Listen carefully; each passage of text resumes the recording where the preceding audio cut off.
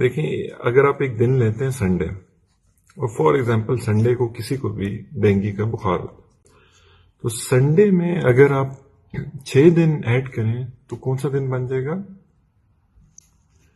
Saturday. اسی طرح اب آپ ایگزامپل لیں کہ ایک بڑا سارا پیالہ ہے اور اس میں آپ پانی ڈالتے جا رہے ہیں، لیکن اس پیالے میں کیونکہ کچھ سوراخ ہوئے ہوئے ہیں تو وہ سارا پانی آپ کا باہر چلا جاتا ہے، اس میں سے کچھ پانی۔ تو ڈینگی بخار میں بھی یہی ہوتا ہے۔ یہ ڈینگی بخار ایک وائرل بیماری ہے، یہ ایک وائرس کوز کرتا ہے جس میں آپ کی جو خون کی نالیاں ہیں اس میں چھوٹے چھوٹے چھوٹے سوراخ ہونا شروع ہو جاتے ہیں۔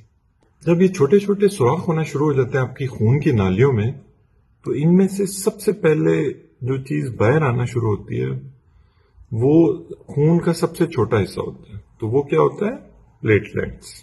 تو کیونکہ پلیٹلیٹس باہر آنا شروع ہو جاتے ہیں اس لیے پلیٹلیٹس آپ کے کم ہونا شروع ہو جائیں گے۔ فار ایگزامپل اگر آپ کے پہلے دن آپ کے 170 پلیٹلیٹس ہیں تو دوسرے دن جب ڈینگی بخار آپ کو ہونا شروع ہوگا تو دوسرے دن ہو سکتا ہے آپ کے 150 رہ جائیں، تیسرے دن ہو سکتا ہے آپ کے 100 رہ جائیں، اس کے بعد چوتھے دن 75 رہ جائیں، اس کے بعد پانچویں دن 50 رہ جائیں۔ لیکن جب چھٹا دن آئے گا تو یہ آپ کے پلیٹلیٹس چھٹے دن کے بعد ڈینگی کیونکہ وائرل ڈیزیز ہے تو یہ سیلف لمیٹنگ ہے۔ یہ سیلف لمیٹنگ کا مطلب ہوتا ہے خود بخود ٹھیک ہونا شروع ہو جاتا ہے۔ تو چھٹے دن کے بعد دوبارہ آپ کے پلیٹلیٹس بڑھنا شروع ہو جاتے ہیں، لیکن کیونکہ لوگ اس دوران کوئی پتے کھا رہا ہوتا ہے، کوئی کچھ کھا رہا ہوتا ہے، ٹوٹکے کھا رہے ہوتے ہیں، تو ان کو یہ لگتا ہے کہ شاید یہ پتے کھانے سے یا ان ٹوٹکوں سے یہ پلیٹلیٹس بڑھ رہے ہیں، جبکہ ایسی بات نہیں ہے۔ ڈینگی کے بخار ہونے کے چھٹے دن وہ خود بخود بہتری کی طرف پیشنٹ مائل ہونا شروع ہو جاتا ہے۔ اچھا اب دیکھیں اگر خون کی نالی میں سوراخ ہو رہے ہیں چھوٹے چھوٹے، اور سب سے خون کا چھوٹا کلیہ جو ان سے تھا پلیٹلیٹس وہ تو باہر آ گیا، ساتھ کیا چیز باہر آنا شروع ہو جائے گی؟ ساتھ آپ کی باہر آنا شروع ہو جائے گی واٹر یا پانی۔ اب لوگ کیا کرتے ہیں کہ لوگ اپنا تمام فوکس رکھ دیتے ہیں پلیٹلیٹس پہ، جبکہ اصل جو آپ کا فوکس ہونا چاہیے وہ ہونا چاہیے واٹر پہ، کیونکہ یہ سب سے ڈینجرس چیز ہے۔ دیکھیں اگر آپ کے پلیٹلیٹس خون میں کم ہو بھی جائیں نا تو اس سے کوئی فرق اس طرح نہیں پڑ رہا ہوگا کہ آپ کے جسم پورے میں کہیں پہ بھی خون نہیں نکل رہا، تو یہ ان کی کمی آپ کو کوئی کسی طرح تنگ نہیں کرے گی۔ لیکن اگر آپ کا پانی کیونکہ وہ جب باہر آنا شروع ہوگا اور آپ ڈی ہائیڈریشن میں چلے جائیں گے تو اب کیا ہوگا کہ آپ کے پورے جسم میں چھوٹے چھوٹے السرز بننا شروع ہو جائیں گے، اور اب کیونکہ وہ السرز بنیں گے تو تب پلیٹلیٹس کم ہونے کی وجہ سے بہت زیادہ بلیڈنگ ہوگی۔ اب اس کے بعد جو اگلا چیز جو ہمیں سمجھنی چاہیے اس میں وہ یہ ہے کہ دیکھیں اگر ایک خون کی نالی ہے اور اس میں سے پلیٹلیٹس باہر آ رہے ہیں اور پانی باہر آ رہا ہے تو اس کو ہم کس طرح مانیٹر کریں گے؟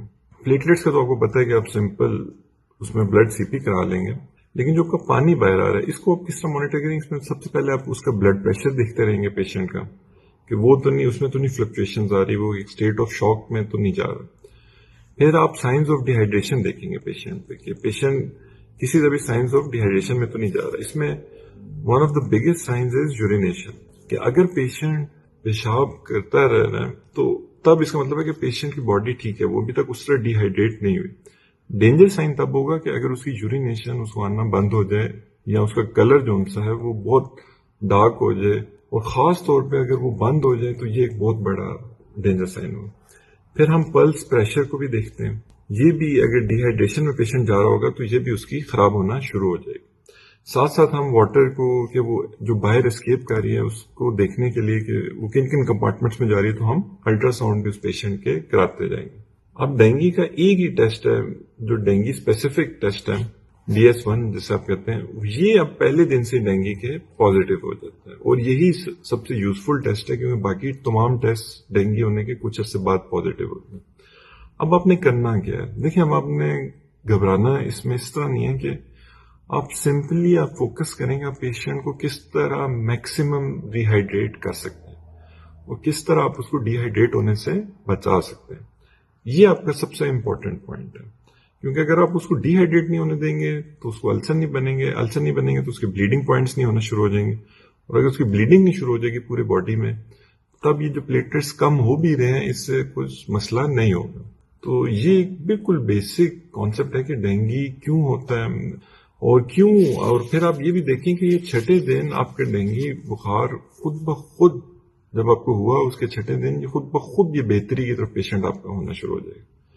تو اس کی کوئی خاص ٹریٹمنٹ نہیں ہے، کوئی ویکسین نہیں ہے، کوئی ایسی دوائی نہیں ہے جو ڈینگی کے خلاف کام کرے. ہم نے بس صرف پیشنٹ کا جو واٹر لیول ہے، جو اس کی ہائیڈریشن لیول ہے، اس کو مانیٹر کرتے رہنا ہے کہ وہ اس کا کمپلیٹلی ٹھیک رہے.